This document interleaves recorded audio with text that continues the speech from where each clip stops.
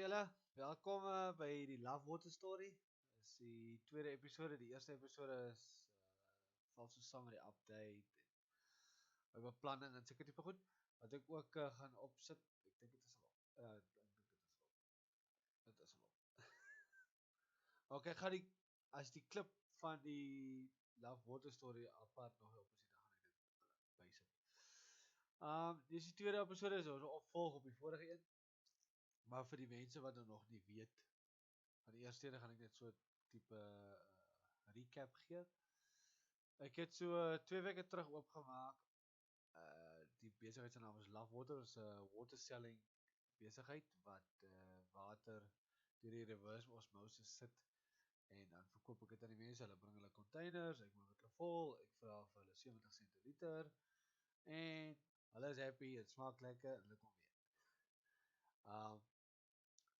Die besigheid was oorspronklik deel van ons besigheid gewees, op een van ons besigheid se persele gewees, en intussen het ons die besigheid se persele verkoop, die besighede verkoop, en nou het ek intussen die besigheid hier by my huis opgemaak.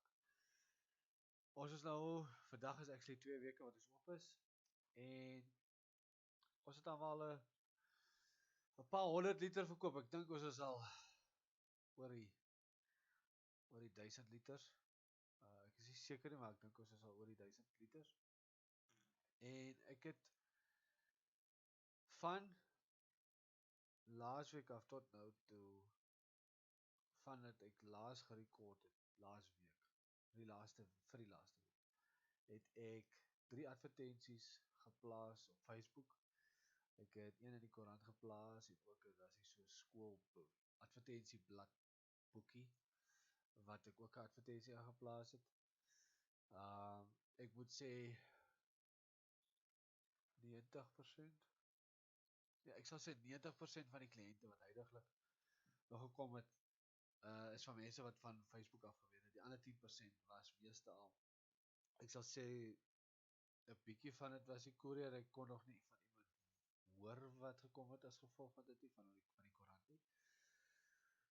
Maar is nie onmoontlik nie, en die ander mense is wat hulle nou maar hoor, of iemand wat ek gesê het, of iemand wat die dame wat die werk ten Bekke gesê het.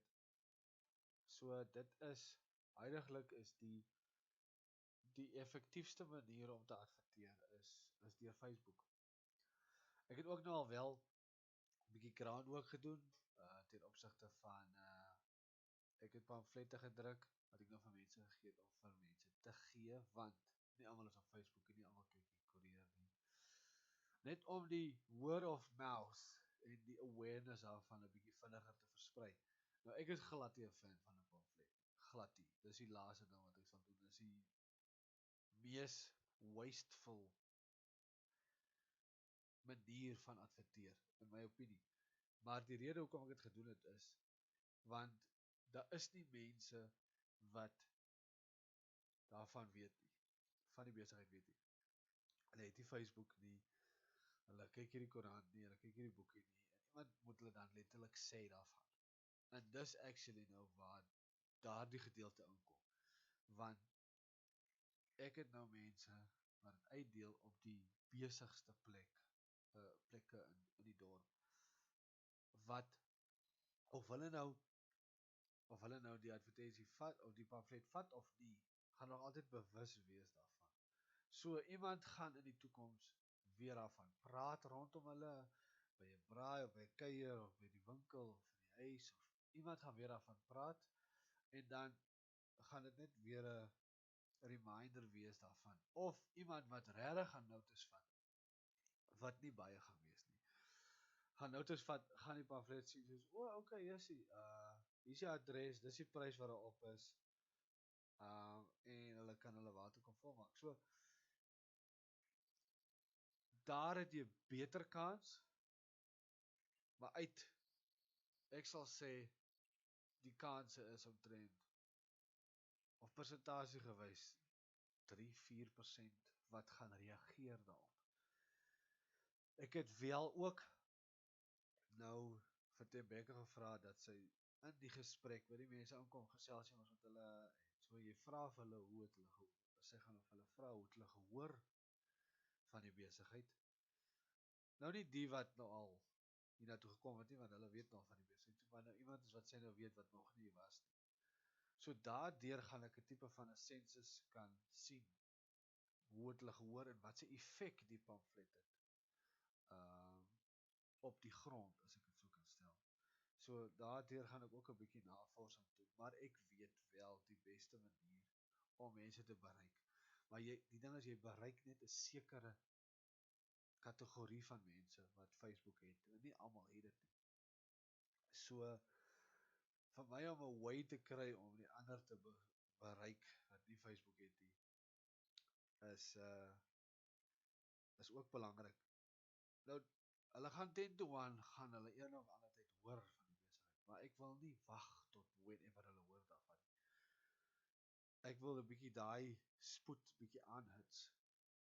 Dis die eerste ding, en die tweede ding is vir die mense wat wel al op Facebook vinnig die advertensie gesien het, want ons weet self, as jy scroll, is jy soos, oh, okay, en dan scroll jy maar net aan, en is out of your mind. Maar nou, want die kans dat jy iemand 'n pamflet gaan gee wat klaar het op Facebook gesien het, of so, of selfs in die koerant, is goed daarvan, maar dit refresh net die mind, soos, ek was nou nie goed van plan om te gaan nie, maar,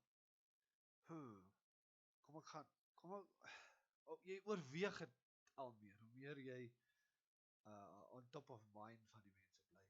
So dit is hoekom constant content en constant advertensie belangrik is. Die probleem is net om nie die hele tyd te adverteer ten opsigte van, hier is my produk, verkoop, so. Aan die begin is dit alright, want jy moet mense bewus maak daarvan, maar jy kan nie die hele tyd net, hier is my besigheid, hier is my besigheid, hier is my besigheid, hier is my besigheid, hier is my besigheid. Daar kom 'n tyd wat die mense weet van jou besigheid. Nou, ek is nog nie op daai stadium nie, maar daar gaan 'n tyd kom waar ek nie meer op daardie stadium of op dieselfde golflengte kan ry nie, as ek dit so kan stel. So, huidiglik het ek uitgewerk, ek is 31% van my minimum sales doen ek huidiglik. So, ek kort nog redelik sales. Dis ook een rede hoekom ek nie kan terugsit en verwag dat dinge net sy gang moet gaan nie.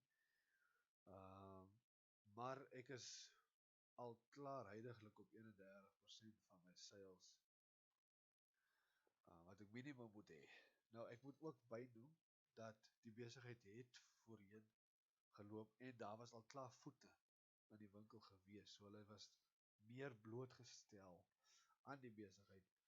Nou oké, ek het minder advertensie gedoen, maar dit is makliker as jy klaar blootgestel as die mense is klaar binne die winkel, om vir hulle te sê, oor die volgende keer as jy kom, bring jou kant saam. So dis makliker.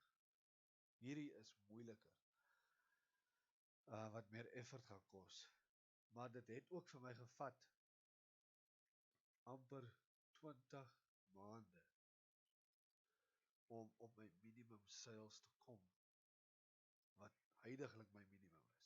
Dit was nie daai tyd my minimum sales nie, maar wat ek reken, wat ek het teruggekyk op my stats, daai tyd, hoe lang het dit my gevat, ek het 'n minimum sales wat ek moet maak, hoe lang het dit my gevat om die minimum sales te slaan, en constantly die minimum sales te slaan daarna, het het my 20 maande, of te average daarna, het het my 20 maande gevat, en ek wil nie 20 maande wag nie.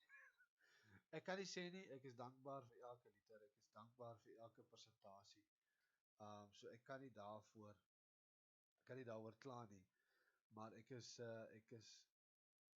bevoorreg, en ek is dankbaar, en dit maak my dat ek meer effort insit om my targets te bereik, as ek het so kan stel. En wat my ook bly maak is, die mense wat gekom het, kom net weer terug, en dit is 'n baie positiewe teken. So dis die update, en dis wat ek wil sê, en dit is wat ek vir hierdie tydsgleef, of hierdie episode, as ek het so kan noem, kan bydra. Daar is nie regtig nog inligting, ek gee net so update, so tipe van 'n storie in die agtergrond. En my planne vorentoe is om aan te hou, maar mense bewus te maak, verskillende maniere te kry om bewus te maak, sodat ek op my minimum sales kan kom, sodat ek daarvan af weer na die volgende stap toe kan gaan, want in die proses is ook nog dat ek die naam moet verander. Soos dit is ook deel van die toekomsplanne, wat nie te ver is nie, maar hoe gouer ek by my minimum sales kan kom, hoe gouer kan ek volgende stappe in werking sit. Dan weet ek die basics is gecover. So dis dit. Dankie. Cheers. Nou moet ek seker net eers afsit hierso. Okay, cheers.